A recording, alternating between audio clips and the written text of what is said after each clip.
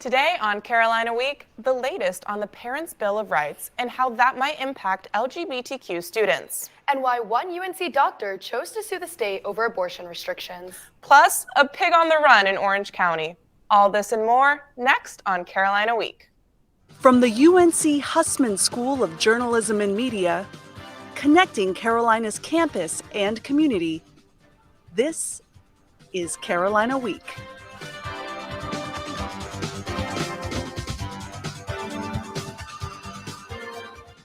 Welcome to Carolina Week. I'm Ashna Shah. And I'm Kasia Sari.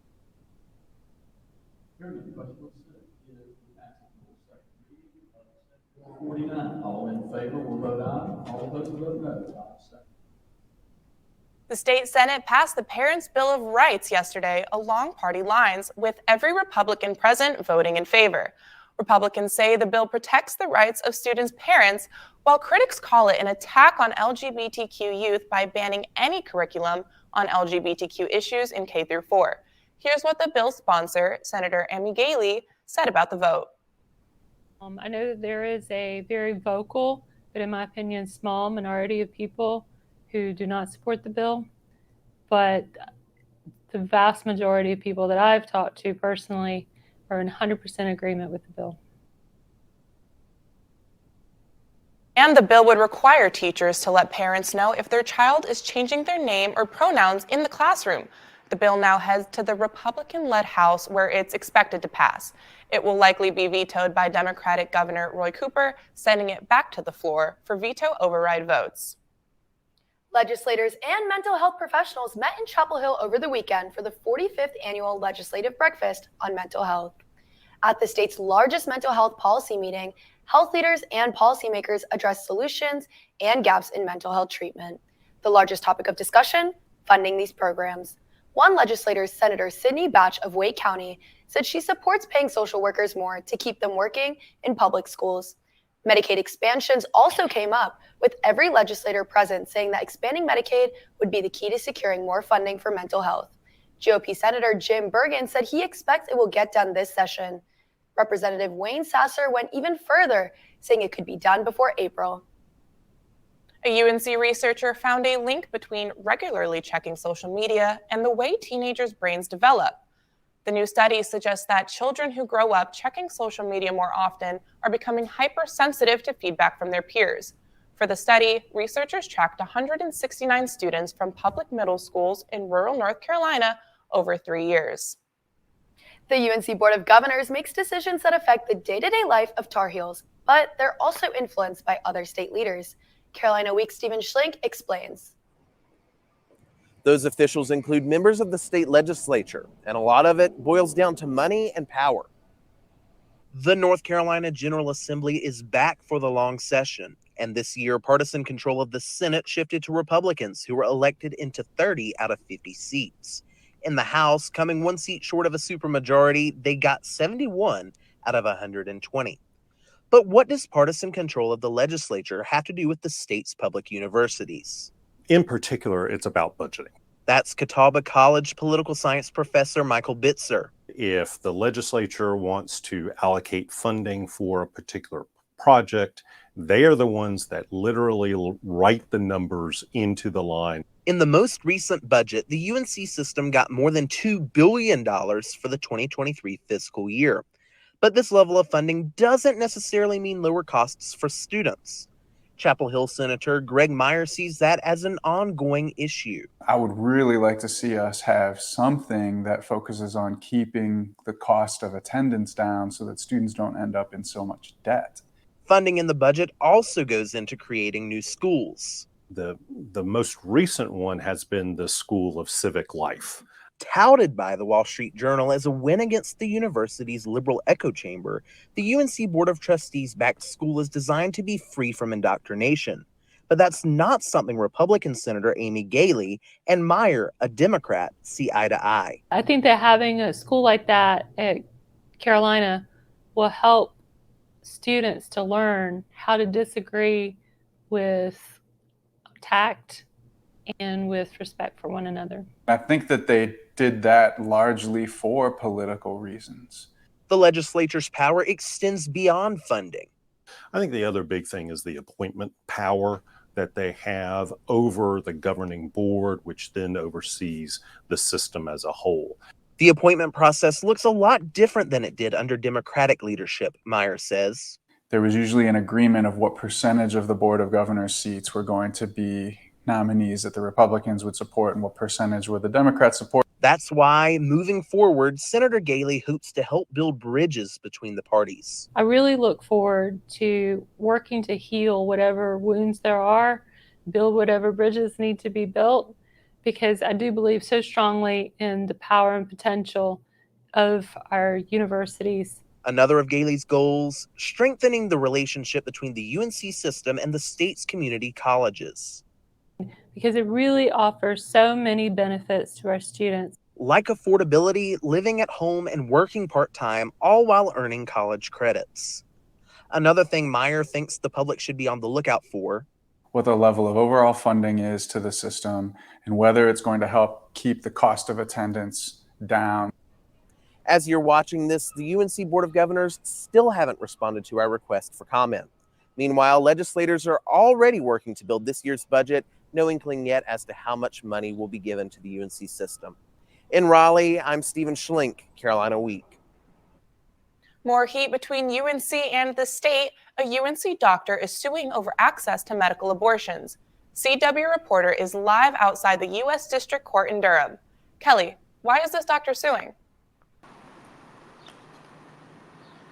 Hi, Cassia. Yeah, that doctor's name is Amy Bryant. She's an OBGYN with UNC Health. And in the lawsuit filed on January 25th, she claims that North Carolina's restrictions on the abortion pill violate FDA guidelines. That drug is mifepristone.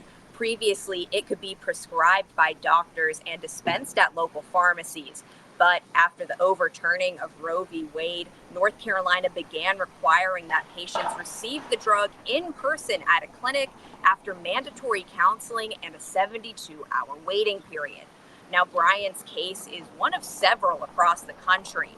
In West Virginia, a very similar case was filed and on the very same day. And in Texas, there's a federal suit looking to overturn the FDA's approval of mifepristone, which could take it off the market entirely nationwide. We're expecting that decision sometime this week. I'll be following this case and taking a deeper look at abortion in North Carolina next time. But for now, in Durham, I'm Kelly Kendall, Carolina Week. Retired Congressman David Price will be on campus tomorrow to speak at an event hosted by UNC Public Policy. Price is expected to talk about the importance of American democracy and its modern threat. For information on how to attend, visit publicpolicy.unc.edu. University leaders are raising awareness about resources available to victims of stalking and how to recognize it in the first place. Last week, Stalking Awareness Month, or SAM, came to a close. According to the Equal Opportunity and Compliance Office, stalking can take many forms and can often be associated with following, lurking, and spying, but can also be carried out through technology like social media. The EOC office says that even though the month is over, people on campus are encouraged to document both unwanted contact or behaviors to use as evidence if they decide to report something or someone. Big changes could be coming to the UNC Health system, but it'll all depend on the Chapel Hill Town Council. UNC Health proposed a new plan to expand on East Town Drive, hoping to add between 8 to 10 new buildings over the next 25 years.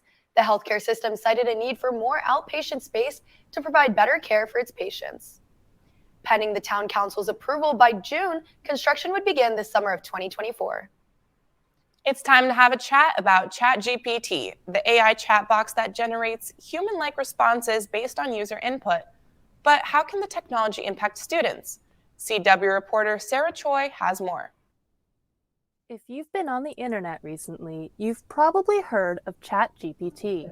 So it's actually happening. We're seeing things published by ChatGPT going through peer reviews. That's just part of what campus experts had to say about the AI program in a recent panel hosted by the UNC Center for Information, Technology, and Public Life. But just how does ChatGPT work? To find out, I spoke with Shashank Srivastava, assistant professor of computer science at UNC. Simply put, Srivastava compared it to the predictive text on a phone. And in principle, ChatGPT does the same thing. It's just a much more complex, much bigger model. Users put in a specific request, ChatGPT will generate text to fulfill that request, and users can then provide feedback on what they receive. The program will then use that feedback to improve future responses. ChatGPT generates its responses from datasets, which include everything from scholarly articles to Reddit posts. But even with this vast pool of text, Hussman professor Hisu Zhang says that ChatGPT still doesn't take everything into account. And we know that the internet is full of information that is one-sided. Sometimes the voices of marginalized people and communities are not heard. Zhang says that ChatGPT reflects existing biases already on the internet back to users. But the lack of inclusivity isn't the only thing alarming academia. Because of its ability to learn and improve, as well as its capability to generate full essays, many educators are worried about its effect on academics. However, Carolina Digital Humanities Director Daniel Anderson said that he's not as worried about cheating. I think everyone's latching on to cheating or plagiarism, and I'm not trying to diminish those concerns, but I don't know. I just feel like it's not time to press the panic button, or that's not the first move. Anderson said he is able to tell whether text was written by a person or generated with ChatGPT. He said that people have already developed programs that can detect if ChatGPT was used. He also says that writing is always evolving and that society has always been worried about change. In Chapel Hill, I'm Sarah Choi, Carolina Week. Well, Ashna, at least ChatGPT can't host a news broadcast. At least for now. Next on Carolina Week, the town of Chapel Hill has major plans to change your walk to class. Stay tuned. I surrender. All right, pal. Get ready for the day, buddy. Hey, Dad. Hey, Dad. Do we have a gun? What's up? Do we have a gun?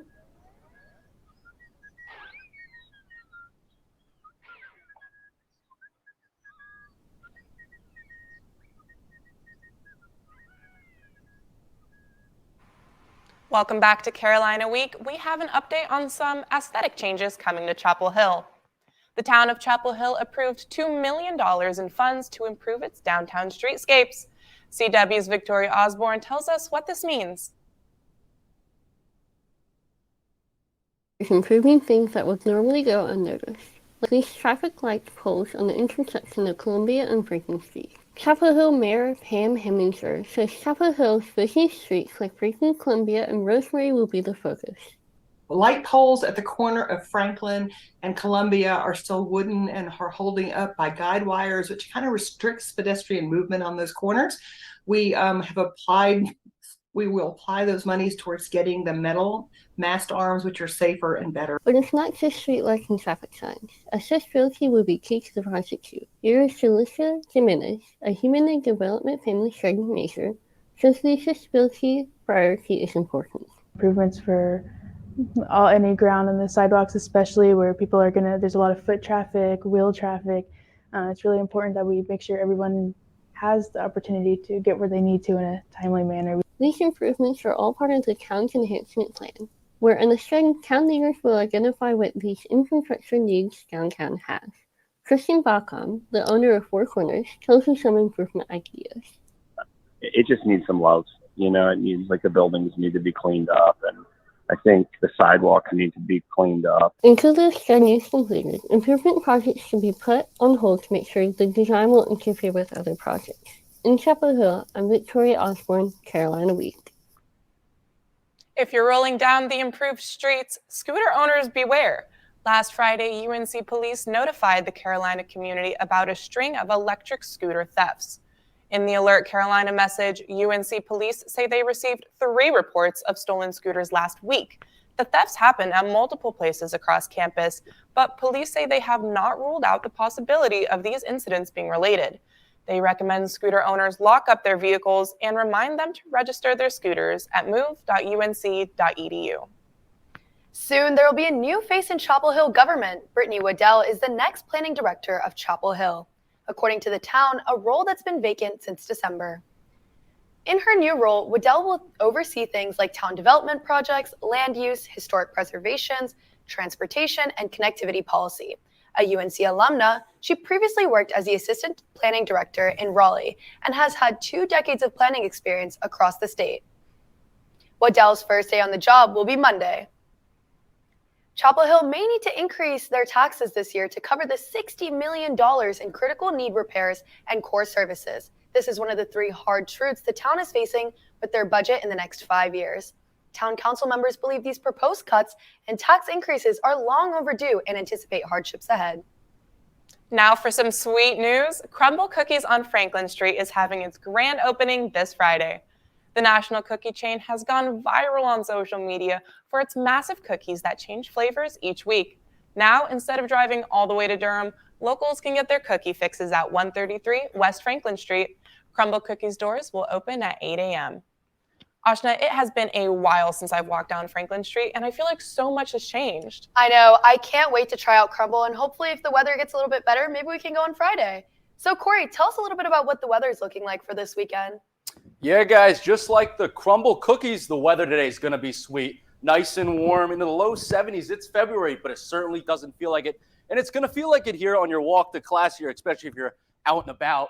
You can see here in the low 60s, and it's going to be increasing quickly to the 70s in the afternoon, and only getting to 65 around the time the sun sets. But there'll be a big difference here. You're going to see that this weather's going to change. It's going to get a lot rainier here in the next few days for your Saturday and your Sunday and your weekend here. Sunday, the chance of rain just increased a little bit. So this rain map's going to increase a little bit. Even without that Sunday chance, you can see the purples and pinks here just south and east of where we are, maybe even looking at 2 inches in with the Sunday rain event and precipitation event, possibly even a little bit more than 2 inches. But if we zoom out and look at the scope of the next 5 days today, you can see is the nicest day in terms of how clear it's going to be, how warm it's going to be. You see the cloud cover increase. You see the rain chances come about here on Friday and cooling down significantly on Saturday and Sunday as well. But one update to Sunday, overnight we've had a drastic change in the models showing the chance of rain increasing, the temperature decreasing, making a wintry mix and maybe even a little bit snow possible on Sunday. I want to sound like an alarmist here, but there's a lot of factors going in the way that it is very, very much possible. So make sure to check your forecast here as it gets closer. However, we could see that weekend cool down won't last long. Once again, we'll have the warm temperatures come back to the region. A lot more temperatures that we've had today going to be coming once again next week, making it very, very mild. So a quick snap back to reality during the weekend with the cold. We're back to unseasonably warm temperatures next week, guys. Back to you.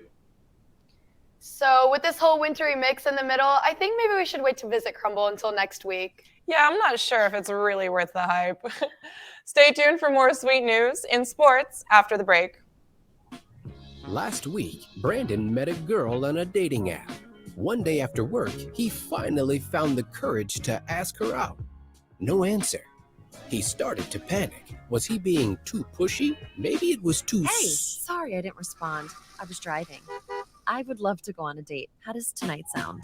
Brandon tried to play it cool, but inside he knew a girl so smart, so responsible. She must be a keeper.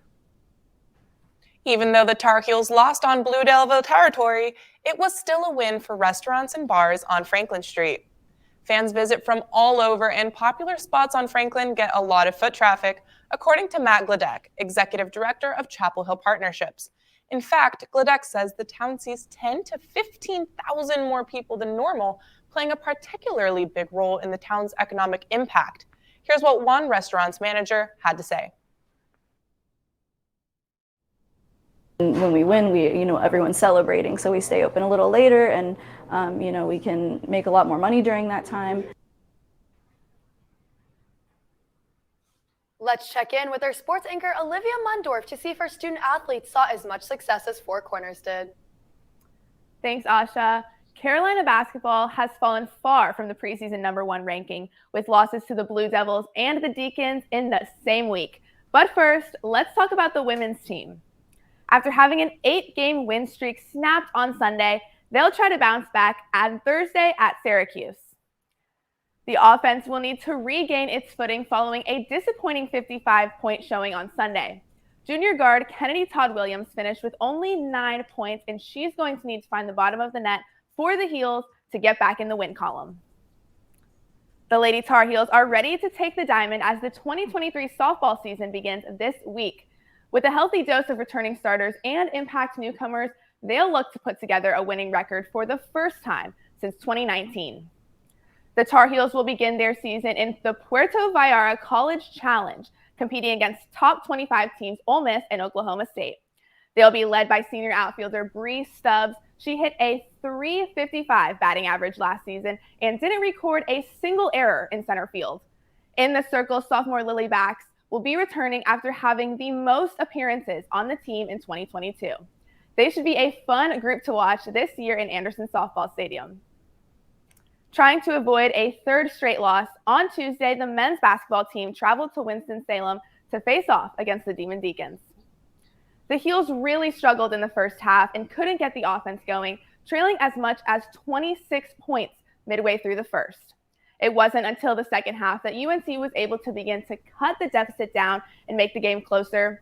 Caleb Love carried the Heels with 25 points and 3 rebounds, followed by Armando Baycott, who had 17 points and 11 rebounds before fouling out. The Heels were able to cut the lead down to just 7, but couldn't get the job done as they lose their third straight game, 92-85. After the game, Baycott addressed player accountability. I mean, the passion is there, and I mean, we got the talent to do it, but like I told me, Caleb, RJ, and Leaky, like, we came back for a reason, and this isn't it. And I mean, it starts with us for. To talk more about last night, let's bring in men's basketball analyst Riley Kennedy. Riley, the loss has had a lot of Tar Heel fans really worried about where this team stands at this point in the season. And as we witnessed last night, the lack of communication is a big problem. Yeah, Olivia, no communication on defense on this first clip, right? RJ's going to get a pick here, and Puff's not talking to RJ. RJ's got to go back, and Armando's guy comes up, and they dunk it, right? Here's a replay. If I'm Puff, I'm saying, RJ, pick left, right? RJ's got to get out. Armando's guy comes up. Armando and Puff don't talk. Armando guy, he dunks it. That's just a lack of communication, right, on defense. And the next one is getting beat in transition, right? Good offense, Olivia, but just bad defense, right? Caleb starts a break from Pete. That's amazing offense. Wake Forest inserts the ball, and they're up and going, right? And that's an and one. Tyler Nickel doesn't get back. You're going to see a replay here. Pete does an amazing job to outlet it to Caleb, right? Caleb got that one-on-one matchup, drives to the rim. But look at this. 1, 2, 3, 4. 4 UNC guys, they don't get back. If I'm Tyler Nickel, I'm dropping in that hole, right? Pete doesn't step up. I mean, that's just an and one foul. And the last one is just situational awareness. And this is RJ Davis. Less than 2 minutes left in the game. Why is RJ pulling up from here? They're down 9. This just can't happen, right? If you're UNC, right? Here's a replay. I mean, Pete's going to come up, right? Why is Pete setting the pick? If you're down low and if you're Pete, it's wide open. You got Puff over here. You got Caleb calling for the ball. If Pete goes down there, that's just an easy bucket, right? But RJ pulls the trigger. That's just situational awareness, and that's just something UNC has lacked with Olivia. I agree. Well, thanks, Riley. The Heels are going to need to start winning some games if they're going to be playing in March. And their first chance to get back in the win column is Saturday against Clemson, back in the Dean Dome. Sports Extra will be back on Friday to preview that ACC matchup and another weekend of Carolina athletics. Meet the scan, a simple procedure whose mission is to detect lung cancer early.